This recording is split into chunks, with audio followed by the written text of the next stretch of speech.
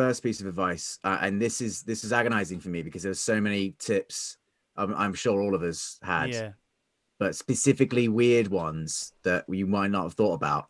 So my first one, and I struggled with naming them. My first one is called The Watchers in the Mist.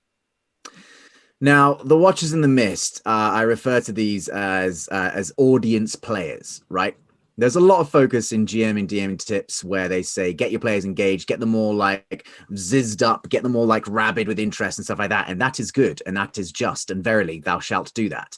But there are some people that don't play like that, and I didn't realize it until I started running games myself.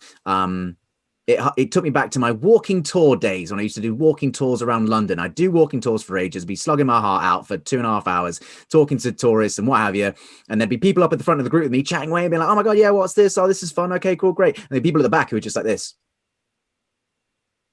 And I'd be like, wow, I'm doing something wrong. I guess those people hate me. Never mind. And at the end of the tour, these people would come up to me, the silent ones, the Watchers in the Mist would come up to me who had just been watching me the entire time, hadn't engaged. And they come up and they'd be like, hey man, really enjoyed your tour. Thanks very much. Here's 20 quid as a tip. And I'd be like, you, but you were just watching. You were just watching. And there are D&D TTRPG players like this as well. There are people who just want that necessarily don't want the high stakes and the drama and the melodrama. There are some players that will be really hyperactive and really talk in everything and want to do everything and blather on everything and want to be in every plot point. And from my experience, having those players in your game is really, really good. You want investment as much as you want, like, everything else.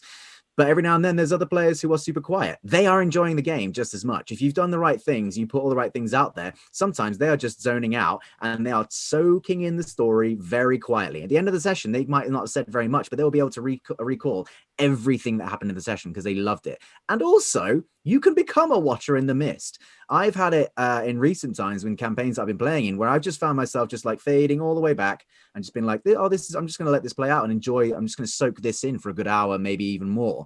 I didn't realize I could do that before. You too can become a watcher in the mist. You could have watchers in the mist in your own campaign, your audience players. Don't necessarily try and like jimmy them into action. Don't necessarily try and like poke them into action. They're doing it. They're operating at their own play style and their own pace. It'll take you a while to notice. You might think you're like, oh no, I'm focusing on the limelight players a bit too much. But actually people play differently and always are valid. We've in our social game on Mondays, we've got somebody that just likes to join and watch. His name's Lee. He likes to just log into the Zoom and just watch us play. I always keep going to him, do you want to, you can roll a character if you want.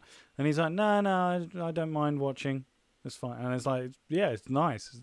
Clearly he enjoys it and he enjoys hanging out, which is, nice. Yeah, But that's a really good point, Scott. Yeah, I think that like there are different levels of enjoyment. There are some people who are actually playing in the game and also want to be chill. If you've done everything right, if you've engaged your players, if you've utilized their backstories, if you've got everything that they want to do in it and gone through the session zero and stuff, those audience players or the Watchers in the Mist are still just as invested, just because they're being a bit quiet for one or even maybe two sessions. Yeah, that's true. I think that's hugely important. I always consider that your game, as a GM, your game is as good as the engagement level of your least engaged player. That's you're there to care for. You're GMing for the entire table, not just the person who gave you a 10-page backstory and is hanging on your every word. Yeah. Bring everyone in.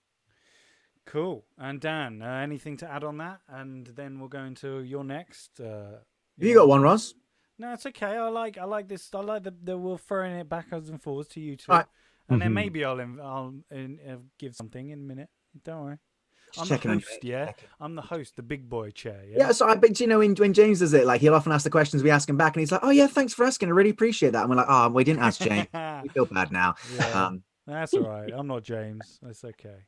It's the ones where we do it right at the end of the episode as he's just wrapping up and we're like, how are you, James? He's like, we'll see you next week. Yeah. So, yeah, Dan, do you agree with that? And also, what's your next point?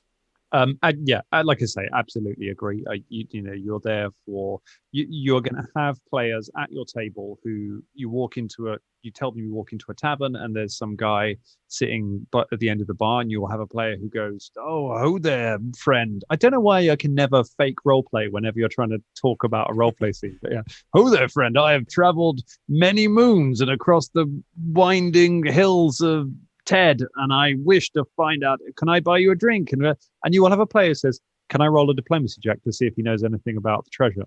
And both of those are valid styles of play.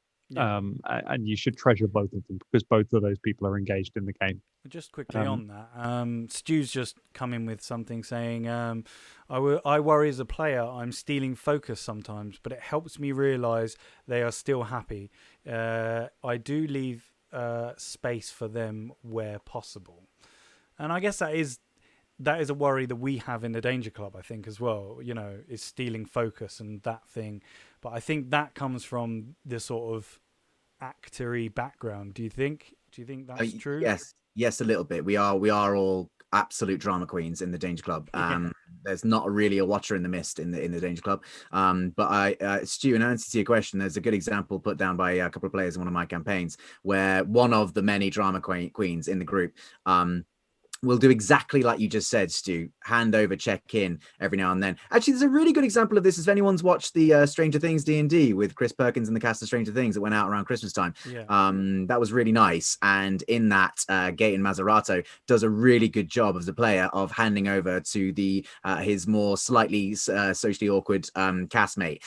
It's wonderful to watch. Chris Perkins does it as well, but he should be doing that. It's a professional DM. Gaten Mazzarato as a player does that wonderfully, and it's beautiful to see. As a player in my campaign that does that, hands over to a watcher in the mist, if you like, every now and then, just to check in and be like, "What does your character feel about blah blah blah blah blah blah?" And every now and then, the watcher in the mist character will just come out with an absolute amazing line that will define the entire episode, the game that we're playing. It's just like, oh god, that's brilliant. And that could have only happened because it was a one-off. It happened in a sort of vacuum, if you like. It was just bam, one out there. So yes, always do check in with your players. It's doubly true now that we're playing remotely most of the time because Zoom eats energy, and Zoom is very hard, or whatever visual thing you're talking on can be doubly hard to get involved in, and it's very easy to kind of for people to fall into the background a little bit. And so you have to, as a GM, you need to be keeping an eye on those cameras, keep listening to your headphones if you're on that. And if you see somebody has been trying to talk and has been talked over, even accidentally, because it's easy to talk over people when you're not actually sat next to them and don't notice it.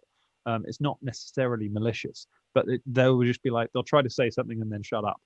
Mark that, come back as soon as there's a pause, come back and say, what does your character think about this? What are they thinking right now? Tell me what's going on with them, and use that to kind of bring them back into it. I find, for me, role-playing games fall apart, or they become frustrating when they turn into mock the week.